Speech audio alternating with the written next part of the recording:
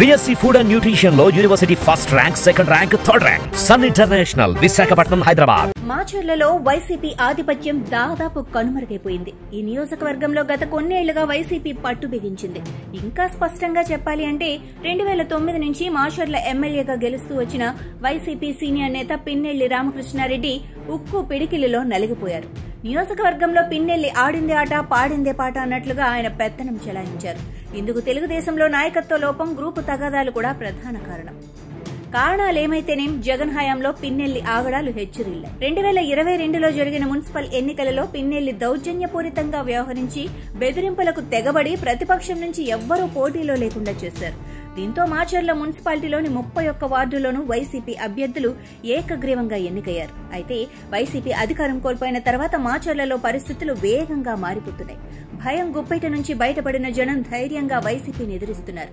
అదే సమయంలో మాచర్ల ఎమ్మెల్యే తెలుగుదేశం నాయకుడు జూలకంటి బ్రహ్మానందరెడ్డి నియోజకవర్గంపై పట్టు బిగించారు. అన్నిటికీ మించి తన దౌర్జన్యాలు, దాష్టికాలతో నియోజకవర్గాన్ని తన ఉక్కు పిడికిలలో బంధించిన వైసీపీ నేత మాజీ ఎమ్మెల్యే పిన్నెల్లి రామకృష్ణారెడ్డి ఈవీఎం ధ్వంసం కేసులో జైల్లో ఉన్నారు. పిన్నెల్లి దౌర్జన్యాలపై జనం తిరుగుబాటుకు, నిశ్శబ్ద విప్లవానికి నిదర్శనంగా ఆయన 33,000 ఓట్ల పైచిలుకు తేడాతో ఘోర పరాజయం పాలయ్యారు. దీంతో మాచర్ల మున్సిపాలిటీలో కూడా వైసీపీ బలం కోల్పోయింది.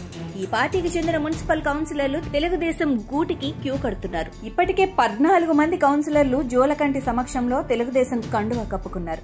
మున్సిపల్ చైర్మన్, వైస్ చైర్మన్ కూడా వైసీపీకి గుడ్ బై చెప్పి తెలుగుదేశం గూటికి చేరడానికి రెడీగా ఉన్నారు. అది జరిగిన వెంటనే మున్సిపాలిటీ తెలుగుదేశం కైవసం చేసుకుంటుంది.